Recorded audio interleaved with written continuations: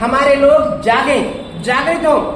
जितने भी बुद्धिजीवी हैं उनकी चिंता यही है, जैसे सुधीर भाई भी कह रहे थे,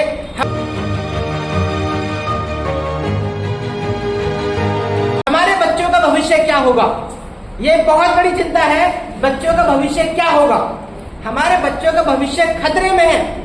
लोगों ने देखा कि नौकरियों से ये अमीर होते जा रहे हैं, मालामाल हो रहे हैं, नौकरियां खत्म करो, और लगभग सारी नौकरियां खत्म कर दी। इनसे जमीनें छीन लो, जो भी हमारे तरक्की के साधन है वो हमसे छीने जा रहे हैं। अगर हम आज नहीं जागृत होंगे तो कब? सब कुछ लुट जाने के बाद फिर तो बचेगा ही नहीं कुछ। तो अभी समय है कि हम संघर्षशील हो जाएं, आलस को त्याग दें। प्राचीन समय, अभी मुझे परसों टाइम मिल गया था 3 लाइनें लिखने का। हमेशा प्राचीन समय की हम बात करें, राजा के समय में काउंसिल हुआ करती थी, मंत्रीगण होते थे उसे सलाह देने के लिए।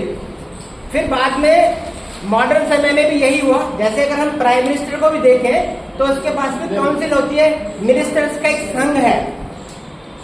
और काफी पहले की बात करें, भगवान बुद्ध ने संघ के ऊपर बहुत जोर दिया। क्यों? बुद्ध ने 3 बातें बताई कि हमें विवेक से काम लेना चाहिए, बुद्धि से काम लेना चाहिए। इसीलिए उन्होंने कहा बुद्धम शरणम गच्छामि, हम बुद्धि की शरण में जाएं।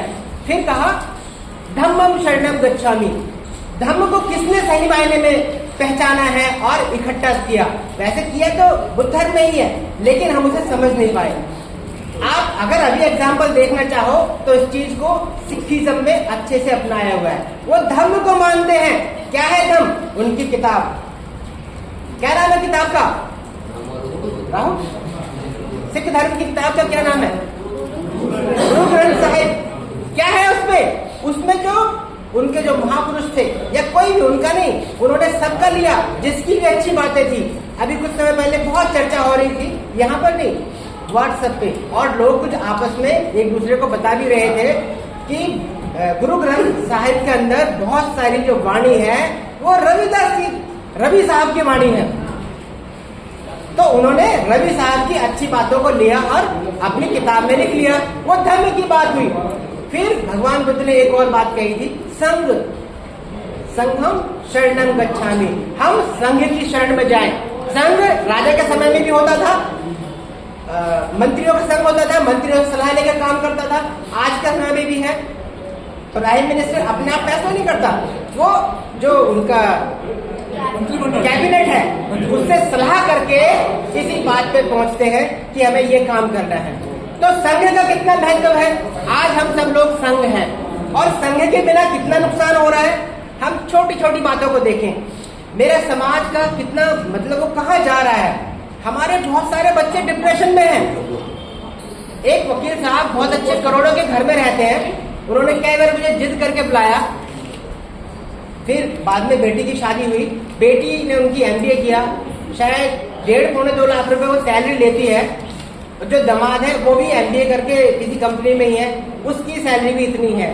यानी कि 2-2 लाख रुपए वो सैलरी ले रहे, मगर बड़ी परेशानी। एक कुछ साल, अभी शायद 2-2.5 साल पहले फोन आया उनका, कहने लगे विशाल जी बड़ी दुविधा में हूँ, आप आ सकते हो क्या? मैंने कहा जी जब भी कहोगे आ जाऊंगा। दूर के कोर्स में मैं कम जाता हूँ, जैसे द्वारका या रोहिणी, तो कभी कभार वहां जाना होता है। तो उन्होंने मुझे बुलाया, प्रॉब्लम थी छोटी सी, छोटी क्या बड़ी प्रॉब्लम थी। उन्होंने कहा कि लगभग 2 साल हो गए और बेटी को बच्चा नहीं है। कहते वाइफ ने मुझे बताया कि जो दामाद है वो बेटी के साथ सो ही नहीं रहा। तो यहाँ क्या कर रहे हैं वो संघ को शामिल कर रहे हैं। सब बातों का सॉल्यूशन मेरे पास नहीं है। मेरा कोई छोटा भाई या बड़ा भाई, अगर मैं उससे सलाह मशविरा करता हूँ तो शायद मुझे आंसर मिल जाए।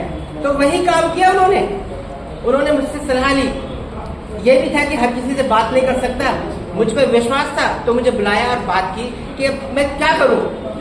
ये तो बड़ी समस्या हो गई। हमने इतने अच्छे से अपनी बेटी की शादी की, उसकी परवरिश की, घर भी बहुत अच्छा है, इनका घर भी अच्छा है और उनका घर भी काफी अच्छा है। उसके शायद लड़की के जो ससुर है इसी बड़ी पोस्ट पर है पुलिस में, राजस्थान में। तो मैंने खैर उन्हें बताया कि कोई बात नहीं, इसको परिवार में मिलके बैठ के बात करके समाधान निकल जाएगा। तो संघ की ये जरूरत होती है। अगर मैं किसी समस्या में फंसा हुआ हूँ तो इतना बड़ा संघ है, यहाँ पर कुछ न कुछ साथी ऐसे होंगे जिनसे मैं अपने मन की बात कर सकता हूँ और किसी समस्या का समाधान निकाल सकता हूँ। तो इसलिए हमें संघ में हमेशा रहना चाहिए। संघ क्या होगा, आप साप्ताहिक तौर पर बुद्ध विहार में जा सकते हो, भाई साहब कह रहे थे अपना रविदास मंदिर जा सकते हो। साप्ताहिक तौर पर नहीं जा सकते, महीने में 2 बार चले जाओ, 1 बार चले जाओ, मगर जाओ जरूर, इसकी बहुत जरूरत है। तो ये 3 बातें मैंने नोटिस की थी। और कोई बात, हाँ, कभी कभी क्या होता है कि हम कहीं से गलत सीख लेते हैं। काफी साल पुरानी बात हो गई, एक छोटा सा बच्चा था, शायद वो 2nd क्लास में होगा और मैं उस समय 10th क्लास में था। तो छोटा सा बच्चा आता है अपने फादर के पास में और कहता है कि आज मैं आपके पास सोऊंगा, माँ ने मुझे डांटा, अब मैं माँ के पास। वो डेली अपनी मदर के साथ ही सोता था। तो छोटा सा बच्चा कहता है कि अब मैं माँ के साथ नहीं सोऊंगा। तो फादर ने उसे अच्छे समझाया कि नहीं बेटा, माँ से अच्छा कुछ नहीं होता, आपने गलती की है तो फिर कभी ऐसा मत बोलना, अपनी मम्मी को सॉरी बोलो और माँ के पास ही सोना। बच्चे को बात समझ आ गई, बच्चे ने वैसा ही किया। वो बच्चा अपनी माँ का लाडला रहा, लेकिन बाय मिस्टेक ऐसा हुआ, माँ ने फादर के बारे में कुछ गलत सिखा दिया। कितना गलत हुआ कि जब फादर मर रहे थे तो बेटा उनके पास गया नहीं कि उसको तो कोविड हो गया, कोरोना से मरा है मेरा बाप, तो मैं उसके पास नहीं जाऊंगा। ऐसा कुछ नहीं होता। एक गधा कोरोना से मरने को तैयार था, मैं उसके साथ सोया भी, मुझे कुछ नहीं हुआ। उसको ये था नहीं आप मेरे साथ ही रहो। मैंने कहा कोई बात नहीं, वो बेड पे थे और मैं उनके साथ नीचे जमीन पे सोया कि कोई बात नहीं, आपको कुछ नहीं होगा, और हुआ भी नहीं। खैर, तो कभी कभी क्या होता है, हम किसको कैसी शिक्षा दे रहे हैं, ये लेने वाले के ऊपर भी है। हमें अच्छी शिक्षा लेनी चाहिए। एक और छोटी सी बात बता दूं कि क्या हुआ, एक व्यक्ति बहुत अच्छे, उन्होंने ये प्रण कर रखा था कि मैं बिना दहेज की शादी करूंगा, तो उन्होंने की भी वैसे ही। लेकिन वाइफ को कुछ थोड़ा सा गुस्सा रहा होगा कि ये आदमी क्या समझता है अपने आप को। तो जो उनकी जेठानी थी, उन्होंने दहेज नहीं लिया, तो कुछ थोड़ा बहुत सामान रह गया होगा या वापस कर दिया। तो शादी के कुकर वो दिल्ली में ले आए थे, किराए पे रहते थे। तो जब कमरा खाली करके उससे पहले ना वो कुकर को कोई मांग के ले गया। पहले ऐसे चलन था, सामान एक दूसरे से उधार ले लिया करते थे। तो जब वो शिफ्ट किया उन्होंने, तो कुकर पड़ोसी के पास रह गया। तो जेठानी जो थी उसने आग लगाई और उसको कहा, देवरानी को, कहती है कमीना ना जानबूझ के उस कुकर को छोड़ के आया है। तो घर में आग लग गई। तो जब झगड़ा हो गया तो बताई ये वाली बात, वो बहुत दूर जाकर के उस कुकर को वापस लेके आए कि मेरे मन में ऐसी कोई बात नहीं थी कि भाई कुकर तुम्हारे घर का था इसलिए छोड़ के आना है।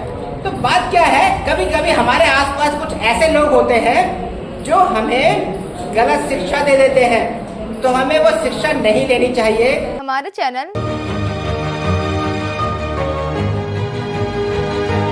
लाइक, शेयर, सब्सक्राइब देखना मत भूलिएगा। जय भीम, जय भारत, जय संविधान, नमो बुद्धाय। धन्यवाद। चैनल आर्थिक समस्या से गुजर रहा है।